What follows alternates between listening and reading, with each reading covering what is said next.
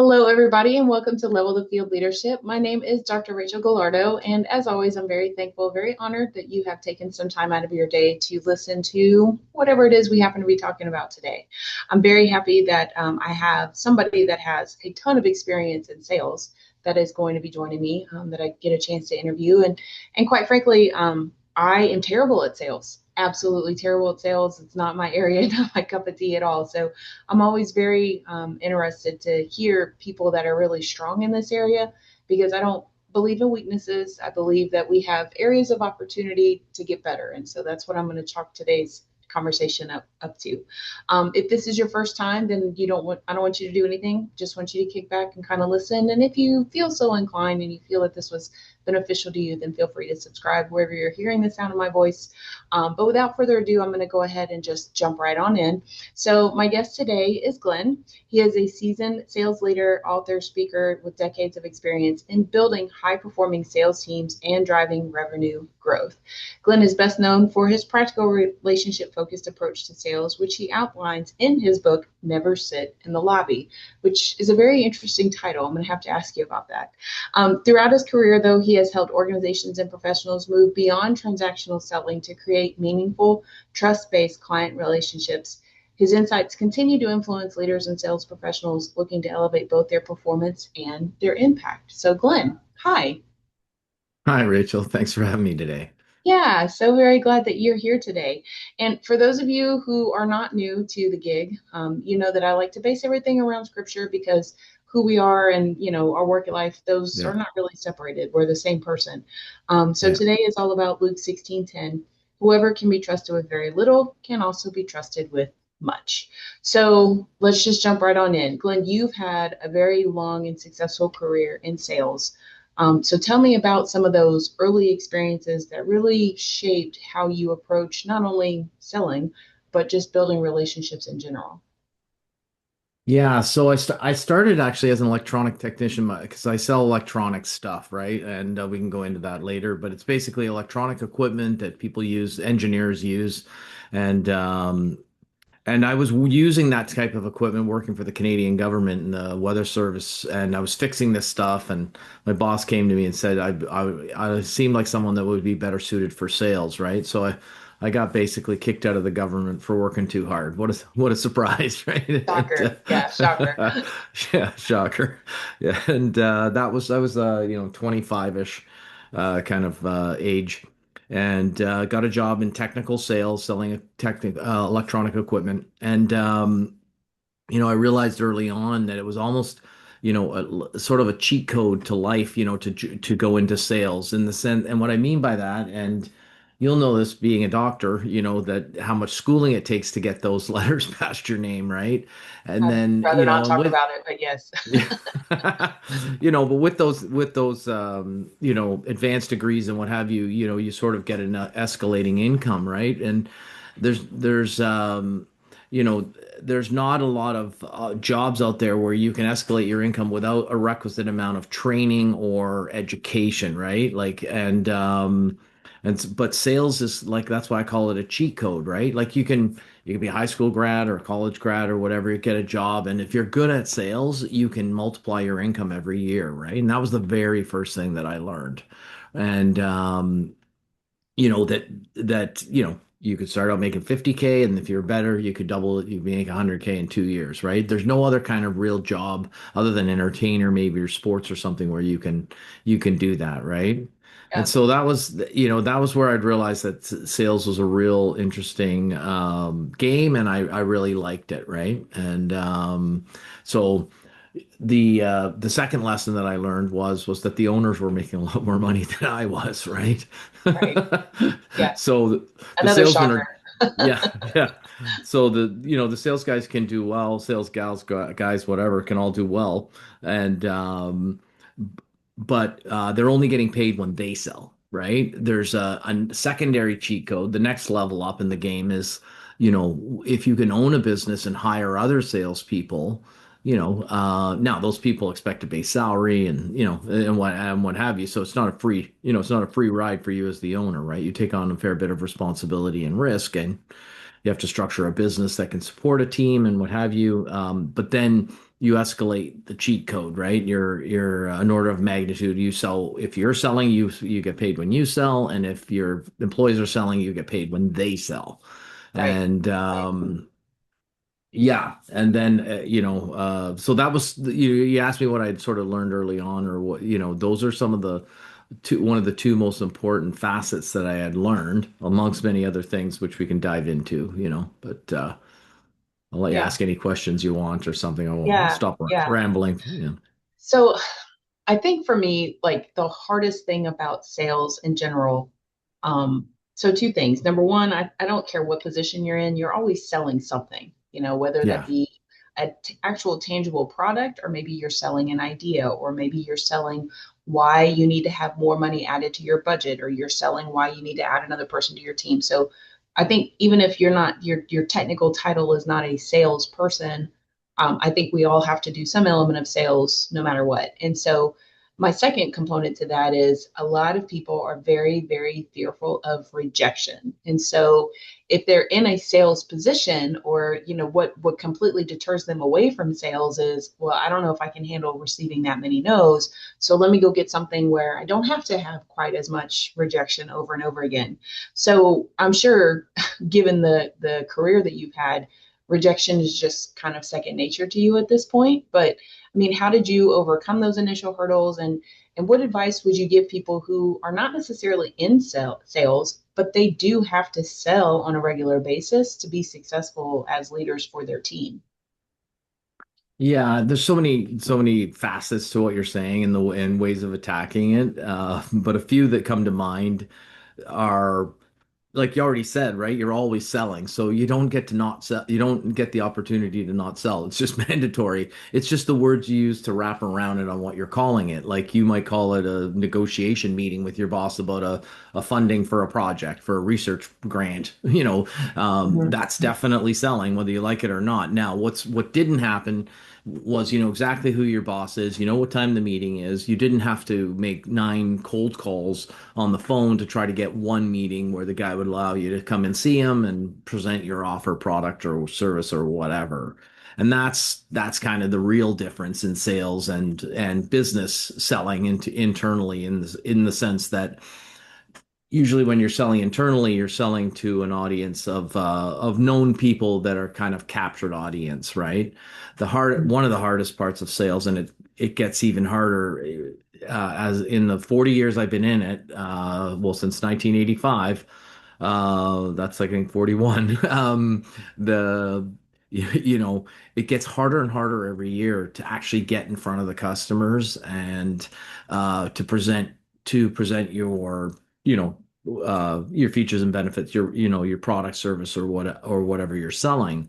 And Yeah. because people now are hiding behind a multitude of shields, right? Like voicemail, email, and what have you. And I mean, originally, it was we would make calls and we would make appointments. We would go and see customers in our territories, and it was kind of like the way it was done. And then the pandemic came, everything came to a halt, right? And everything turned virtual. And of course, a whole bunch of people are like, "Oh, this is amazing! I can move out of town. I can make all these sales calls. I want to make the same amount of money. And I don't have to go anywhere. I don't have to get on a plane. I don't have to fly. I don't have to." And in Right. their minds, they invented that they could sell without selling, right? In the sense that they would do it on Zoom, and that hung around for 1 to 2 years kind of thing. And now it's reverting back, but the psychology of people's attitudes and behavior hasn't changed. They really don't. They really aren't at their desk every day, or they don't pick up their phone, or they and and I like to say to most people, like in the morning when most people look at their email, they're like, which emails can I delete without being fired? Right? Like, do you know what I'm Right. saying? Like it's kind of like delete, Right. delete, delete, delete, delete, delete, delete. Like you got Yeah. 30 emails, now you only have 7, right? Right. 3 of them are from your boss, 2 of them are from a customer, and 2 of them are some product you're interested in, or and you Right. want to Right. read about it or whatever. The other ones, because you don't have any fear of loss at that moment, you just delete them all, right? So it's Right. hard. Emails hard. They don't answer the phone. Then we switched to mobile. Most people were answering their mobile. Now with all the spam callers, nobody answers their phone. Right. So you have to kind of leave a voicemail, and So now we've reverted to text, and even the texts were getting deleted, and Yep. you have to get Yep. really good at it now. So it's a, Yep. I deal with it every day. People deal with it every day. But the after rambling on about all that, I want to remind everyone that what I'm not saying is that you're not going to get in front of the customer. What I'm saying is the winners still get in front of the customers. Mm. And I see it in I'm on my third business. I built and sold two companies, which were, I consider them to be like sales companies. We bought products and we sold them, right? Okay. And I'm on my third one now. And, I've met a multitude of salesmen and women that over the last few years that I've been doing this new business. And, they vary in their skills, but some of them sort of flawlessly always figure out a way of finding a way to get the customer contact and get in front of them. And others are like, oh, voicemail left message to call me back. It's a kind of a Yeah. joke. It's even in the book. It's VMLMCB, right? Which is like because they're too lazy to even type in the CRM, so they they Right. they create code words, to say, oh, I called him, left a voicemail to call me back, right? And Sure. um, Sure. and so, but the really good people, the ones that are making twice as much as you, and you wonder how, it's because they're getting in front of the customer because that's where the real selling is normally done on Yeah. any kind of, important product or service. And I'm not talking about, $200 piece of software or something. I mean, that can be sold online all day long. But Sure. if you're selling 50,000, $500,000, $5 million, system solutions, products or whatever, the guy who wins the project is the one that got in front of the customer, right? And And how do you do that? Because I mean, like you said, there are so many filters. How do you get that right. person's attention to have them want to sit down and have a conversation with you? So yeah, and again, it kind of depends, right, on the kind of territory that you're given. Some Sure. people are like most of the people that I deal with are not like a one and done kind of salesperson in the sense that the customers are clients of the business that last more than one time. You're not Gotcha. selling them one thing, right? And Right. you're selling them products over the years. You're competing with other clients, other competitors over the years to sell products and solutions Yeah. and you might have these people for 20 years, right? But you might need to get into a new department. And so you may not know the person, but you may know someone else at the business, right? So if maybe your contact information is more recognizable to them, you can use them. But essentially, you have to literally research and try every trick in the book. For instance, if you're gonna try the mobile phone, which is the most reliable we find nowadays, we send some emails and other text messages, and you have to like proliferate your name throughout it, right? Like you send them an email and say, I'll give you a call, and it's a preliminary email to introduce myself. I'm Glenn Poulos, and et cetera, et cetera, and Mhm. then their computer and their ecosystem recognizes that email, right? Then later you text them and you say your name in the text. It's Glenn Mm. from like right now, Prague, USA, what have you, was my business. And what happens is when the phone rings later or what have you, it says might be Glenn, right? Mm. Not unknown name, unknown number kind Right. of thing, Possible right? spam. Yeah, I get that all Yeah. the time. Yeah. Possible spam caller, right? But when you've built up this and those are the kind of things nowadays that we're doing is trying to build these Interesting. breadcrumbs into the system so that you're Mhm. recognizable. Now, that's not to say they're going to immediately read your emails or answer your texts or Sure. whatever, Sure. and sometimes the timing's off and sometimes you have to try it again later. Sometimes you have to give it a Right. break. But Right. really it takes 7 times before someone even remembers that you've called. Like Oh, most of the wow. first six are kind of like oblivious, right? Mm. And again, there's times when those 7 calls they thought you finally register, but then there's no need at that time. That's kind of bad luck. But other times Sure. you've tried a bunch, they didn't really respond, but then you try again later and they're more closer to needing something, right? And Gotcha. in the background, you're also your company and yourself and the ecosystem you exist in is also creating brand recognition for you. In other words, you're on LinkedIn, you're doing, your different kinds of social media advertising, your business is promoting your products and services. There's brand recognition. A guy that sells Coca-Cola is not, his job's not to tell you what Coca-Cola is. Coca-Cola tells you what Coca-Cola is, right? Right. And Right. so he Yeah. doesn't have to do that. Right. And it's the same thing with your own company. Your marketing team needs to figure out ways that you become recognized, so that after all these attempts to get a hold of them, the product that you sell lines up with the guy's need later, that he has budget coming, something like that. And then he Yeah. will Yeah. get maybe he will pick up the phone at that time. And then Oh, finally, you have to go to trade shows and other networking events where they are a little captured, right? And again, you still have to go on the aisle and drag them in and say, oh, you work for Duke Energy, or you work for, Metro Hospital or whatever. And, you know, yeah. uh, I've been meaning to talk to you guys. He's like, oh, what about? And it's like, oh, well, we have this new, patient management system. And he's like, oh, I'm in maintenance. I don't do anything with that. He goes, oh, well, do you know anyone in IT? Right? And he goes, well, Yeah. Bob's in IT.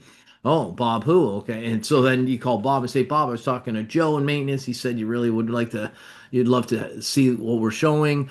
And of Yeah. course, you're kind of, but that's really the way it's done. And, I have, I have one guy that I know where I don't know how he's related to so many people, but this guy's like, 6 degrees of separation from somebody in every company, right? And he's like, oh, Wow. my cousin works there, right? And so now he might be in a different department, 3 states away, but Yeah. still, he figures out.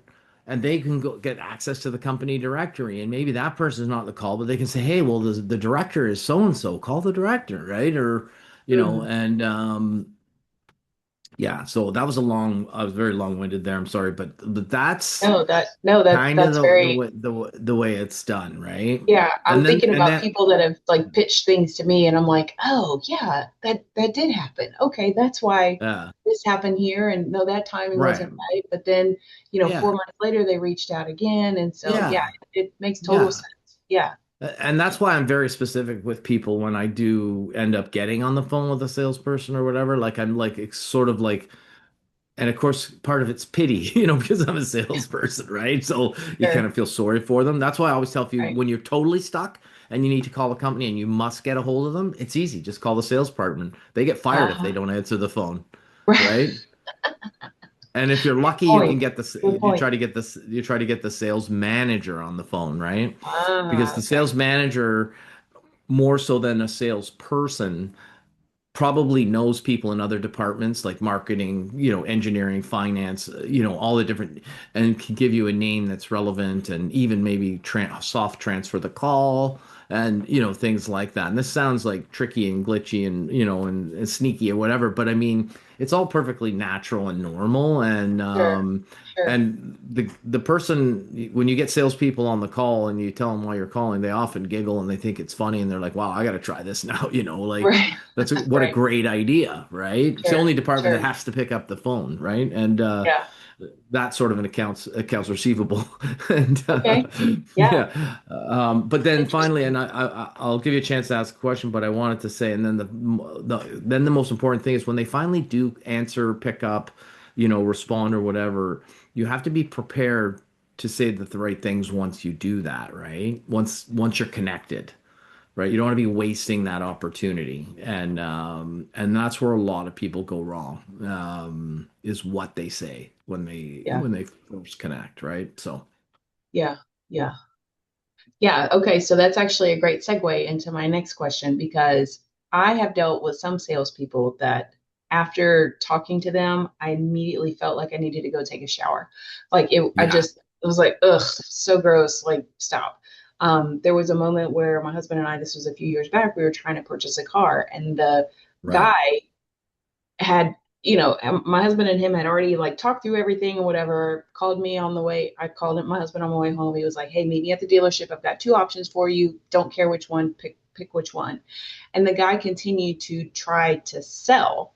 And yeah, finally my husband looked at him and said, you don't need to talk to me anymore, you need to talk to her. And at that point I yeah, wanted absolutely nothing to do with him because hmm, now like I already feel gross in your presence. So yeah, from a yeah, trust. is an important dynamic whenever you say, okay, I believe, Glenn, that what you're telling me is true. The product that you're offering is going to solve the problem that I'm having for my organization. But how do you build those connections so that way trust is established, such that the relationship isn't transactional or insincere, but I really do believe that you have my best interest at heart, and I don't feel like I need to go shower every time we have a Yeah. conversation. How do you do that? Right. So, well, first of all, a lot of times it's because it's clear that they're not really focusing on you, right? They're sort of focusing on themselves and they're blathering on and telling you specs and features and this and that, which may or may not be relevant. And the biggest mistake is to dwindle it down to in a nutshell, the fastest is that they haven't really like identified where the customer sits and what they need, right? Like the whole like sell me a pen thing, right? And most people are like, oh, well, it's a great pen and it's a luxury pen or it's a nice pen or a cheap pen or but why do you need a pen?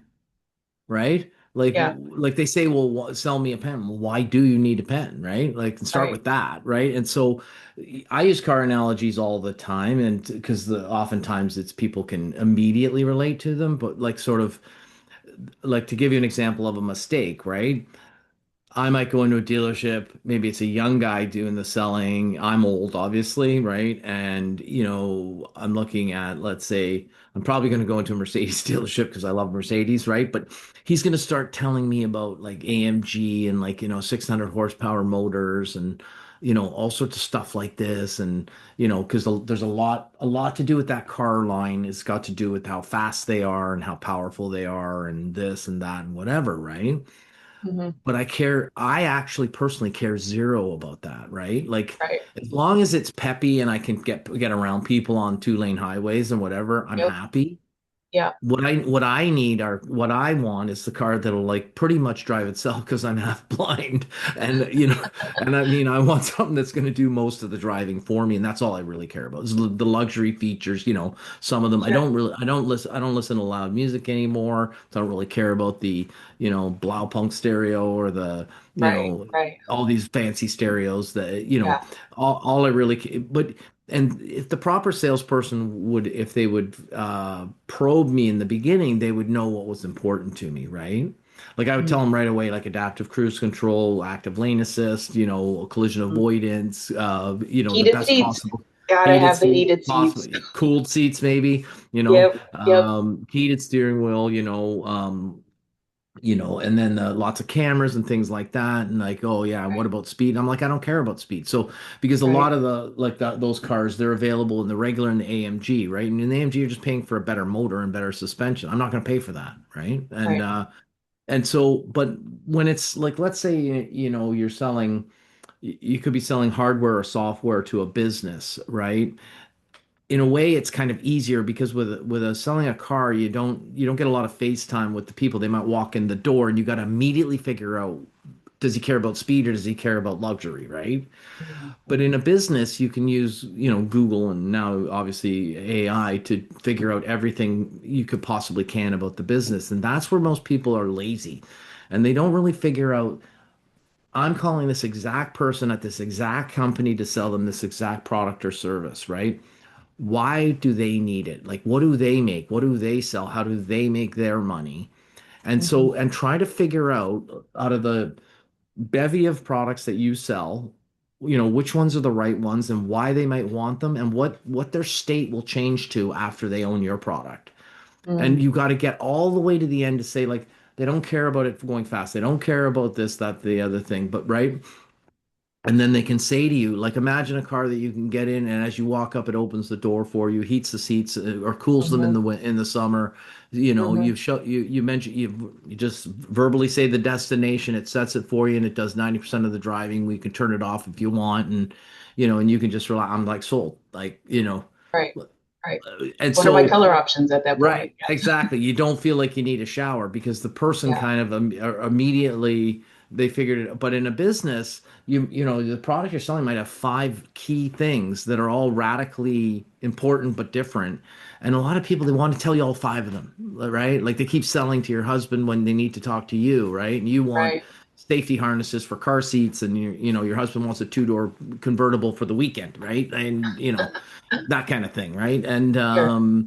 And so it's and that's where I'm always going on about things like empathy, sympathy, compassion, wanting to be using active listening and trying to build genuine rapport with your customer. And that Mhm. starts long before you ever get to meet the person. Yeah. And so you're not focusing on things that don't matter to them. You're not like giving them the greasy feeling, and things like that. And Yeah. I'm not saying it's simple to figure these things out, but I can tell you that if you can figure out how a company really makes their money, then you can figure out the best way to position your product for their particular requirements, right? And then Mhm. I'll just give you Mhm. one very quick example of what I mean by, well, it's pretty obvious what people do. And I'm like, oh, okay, well, how does Xerox make their money? Right. And people are like, well, they make photocopiers, right? And I'm like, well, you're right, but that's not what they do, right? Right. They give you Right. photocopiers and they rent them to you and they make their money as a bank, right? Right. It's all Right. about the financing. They never want you to buy the photocopier. Right. Now they have it down to the page. There's no transaction. It's the price per page. Are you a Yeah. thousand page per month guy, or are you 10,000 pages or 100,000 page color or not, whatever? Right. And they Right. charge you by the page, right? And they're not selling you photocopiers, right? And Yeah. or printers or whatever, right? And it's a financial thing. And so depending upon the products that you're trying to sell them, you don't want to appeal to them as a hardware sales company, but rather a bank financing company, right? And so, yeah. Yeah. So those are And some of my that thoughts. that definitely takes time. And I think Yeah. in a fast moving world that we're in, taking that very focused amount of time to be able to do those things and really put yourself in the position of your customer, potential customer, can be really, really hard. I think leaders sometimes struggle with that too, because a leader's to-do list can be long and as you cross one thing out and three more things get added. And really taking Right. the time to be intentional about getting to know your team and what they're going through and what they're experiencing. It is really and truly all about relationships, and but having the discipline to do those things on a consistent basis can be really, really challenging. So I guess my follow-up question to that would be, there are daily habits that we all have. And so what sort of daily habits or disciplines do you recommend for people that are top performing versus everybody else that's just kind of starting to skate by?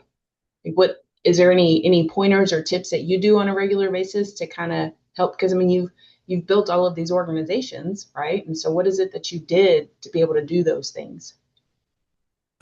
Okay, yeah. So the first thing and it's funny, people are gonna say, "Oh yeah, like duh," when I say this, but I mean, is actually to show up every day, right? Yeah. And I mean, because like and the reason why I say that is because it's like the it's not easy to show up every day. And Mhm. and a lot of people don't, right? They got all sorts of mental health days that they take and like, oh, it's Monday, the third Monday, and may I always take as a mental health day or whatever. Like, why? Like, I mean, like Yeah. those are the people that are always wondering that begrudging that you got a better break than they did. Right. Right. And I'm not begrudging someone a mental health day if they need it. I mean, or that's Sure. just what we call, unscheduled days off, right? Right. Um, and but just getting up and doing the next right thing every single day, every single hour, and not wanting to always default to like, oh, what's on Instagram right now? I'm gonna look at a few reels, and I gotta check Twitter, and like, do this and Sure. that, and like, there's so many distractions now for your time, Yes. Yes. and then they're like, well, not live work to live, I'm live to work, and I'm not work live to work, I'm work to live, and I love about that's fine, but uh, you still the people that are really getting ahead are putting in they're putting in more time and more dedicated time when they're there but not they don't plan on doing it forever, right? Like Right. so, like the whole idea is that you can, maybe do it for a while, become successful, and then maybe step back and hire other people to do things or sell your Sure. business and retire or many, many things, right? And Right. And so showing up is, the most important thing, right? But from a practical standpoint, you need to identify like the three most important things you need to do every day, and like put them on post-it notes and throw the post-it notes away as they're being accomplished, right? Yeah. And Yeah. you can use any kind of software you want, or but AI is not going to do those three things for you, right? But Sure. it might tell you what the three most important things tomorrow are, like like that's Right. but Right. AI is not going to call the vice president of finance at the some special, company, some finance company or whatever, and Sure. get you approval for a $3 million project you're working on, right? Like Right. the Right.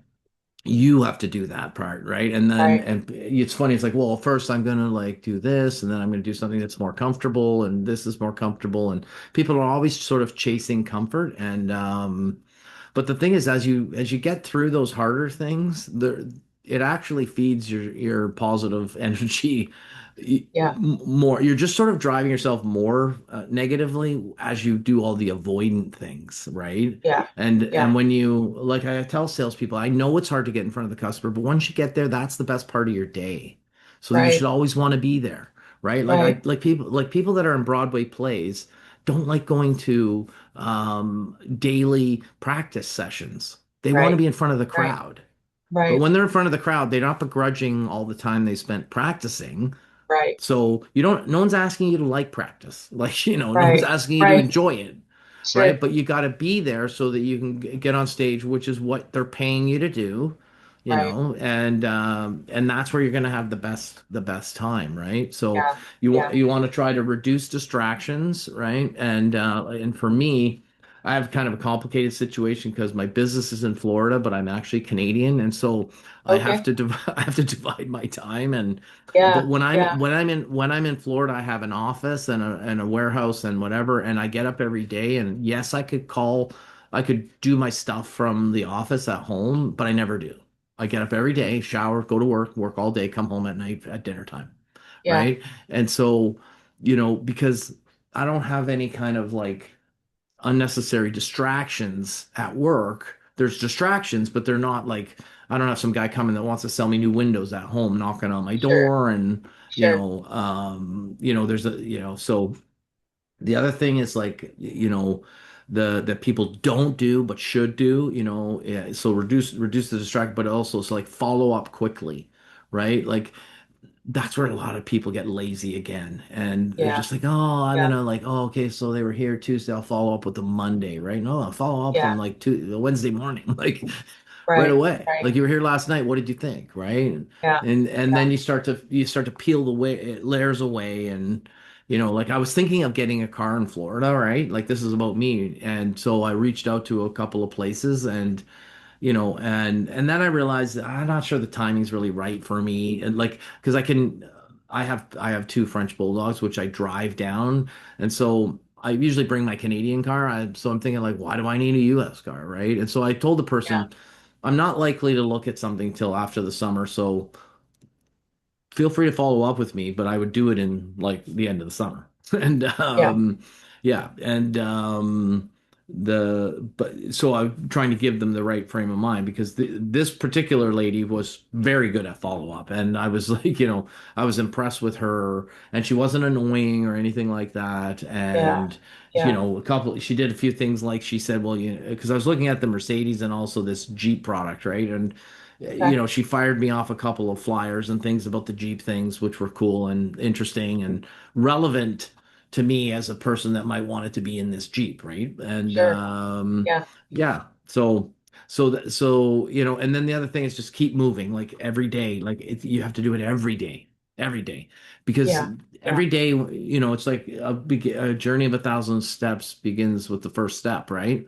And Sure. so people start a marathon, and like some hours later, they're 26 miles Yeah. ahead, right? How'd they do Right. that? Right. You know, one step at Right. a time, right? So, Yeah. Yeah. And that's so inspiring. And it's just a good reminder because if you think about like smooth rocks, when they're over by the banks, like they become smooth yeah, because the water is constantly rushing over them yeah, and smooth them out. And I want to take just a moment to maybe speak to somebody that is in a season of life where maybe they can't just completely separate. So I don't know if you're watching this on YouTube, you can probably see like the play rings and stuff in the back, and I can turn there's all sorts of like baby stuff, right? Because my son is 10 months old, and so Right.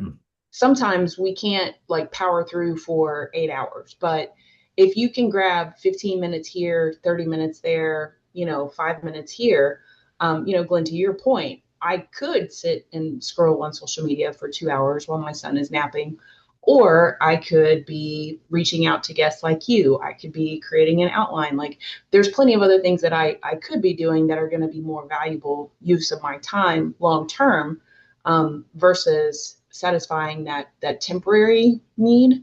And I'm all about having balance, and you should have a work life balance and things like that. But if Yeah. you know that you haven't fully committed to your long term professional goals for that day, then I think we all owe it to ourselves to take that time to really make that commitment, whether that be, making a list of names that you're going to reach out to tomorrow, or, who is it that, what papers am I going to grade today? What research article am I going to Hmm. read tomorrow?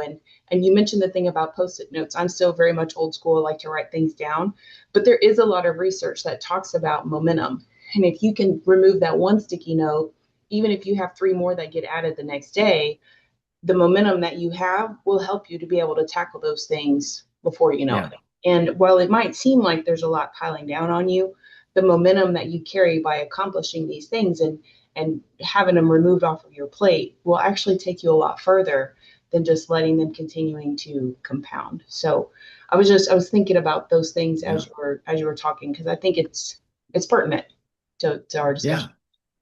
Yeah, Yeah, and I don't have a 10-month old, but I do have a 5-month old puppy, and I take my dogs with me everywhere, right? So sure, it's I'm not like sitting there for 8 hours a day grinding and whatever. And when I take sure. them and I have another 4-year-old dog, and I mean, well, I stop, take them for a walk, and then I come back, and then but the thing Yeah, is, there's all sorts of like it's not all doing one same thing over and over again. I mean, there are many things that require my attention, and I try to give my dedicated attention to that thing when I'm in that thing.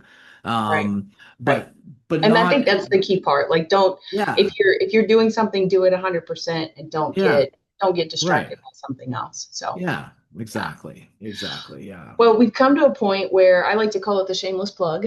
So, if you have anything you want to talk about, as long as it's not illegal or unethical, those are my only two Yeah. requirements.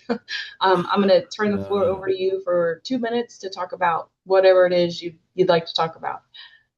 That's funny. I just quickly thought of a joke, right? I thought, well, I can talk about my book, and I mean, it's not a crime, but it's so good it should be, right? Or what? But no, I mean, I do have a book. I wrote it during the pandemic, and it's 57 tips on building a career in business and sales, right? And so it's literally just 57 tips. One of them is never sit in the lobby. That's the title of the book, right? And I found that it's very distracting and annoying sitting in the lobby and being distracted when the customer comes out. That's the basis of the rule, right?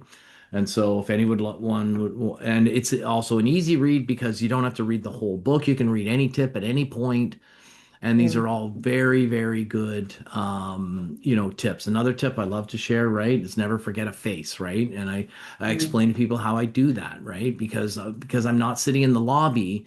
I don't want to show up too early because I don't want to have to stand there for 10 minutes. So I sit in my car, and while I'm in the car, I pull out my phone and I look in this customer and I say, who have I ever met in this business? And what I do is I go and I re-remember their face, right? I bring their face from long-term memory to short-term memory up at mm, the front, right? Because we do remember their name. It's just in a point of memory that's too far back to get quickly. right. And when Right. you're in the business and and you're meeting your new customer maybe, and then that you're going to maybe for a tour of the new location or whatever, and one of your old customers walks by, you don't want to have that awkward moment where you didn't oh hi Sally, and or you forget it Yeah. completely. And and this sounds a little bit like I'm being melodramatic, but you know, Sally is internally heartbroken that you didn't remember her name because she remembered Right. yours, right? Right. it's really the opposite effect that you want, right? Because there's never a time where a bad look is a good thing, right? So my attitude is you can never have a bad look. It's not allowed, right? It's verboten. And so by remembering the person's name, later they're like, who was that? I can't remember quite. And then they're like, oh my God, that was Glenn from 2 years ago that sold Wow. me a widget. Right. And or it's happened the second time that I've remembered her name and walked by and said, hi, Sally. And Yeah. and then she said, oh, I really love dealing with Glenn. He's a pleasure to do business Right. with, right? Right. And that He knows I and like the blue pens. exactly. Yeah. Exactly. Yeah. And so that's my shameless plug is, if you want to read the book, please do. Yeah. And if you want to talk to me or ask me any questions or whatever, I'm very available on LinkedIn. So Awesome. Awesome. Well, I'm going to put your social media information and a link for your book in the show notes. So anybody can go and check those out. If they want to explore that or reach out to you directly or anything of that nature. Um, I do encourage you to if for the listeners to reach out to Glenn because there is I don't care what job you are in, literally every single job does require some element of sales. And the more comfortable you can get with connecting with people, understanding where they're coming from, and really voicing what it is you want for them to know about, it's going to help you no matter what industry you're in. If this is your first time listening to an episode and you liked what you heard, I do encourage you to hit the subscribe button. Share this with somebody else who might benefit from this information. Tag me, tag Glenn. We're happy to come alongside them and help them in whatever season of leadership or sales or business development that they might be in. Glenn, thank you so much for taking time to share your thank years you. of wisdom on this topic. It's really filled me in a lot of ways. It really gave me a lot of things to think about that I hadn't considered before. Awesome. Thanks, Rachel. Yeah, yeah. And for those of you that are listening, I always want to encourage you to make sure that you take care of yourself, take care of your team. I believe that you can 1000% do this. And until next time.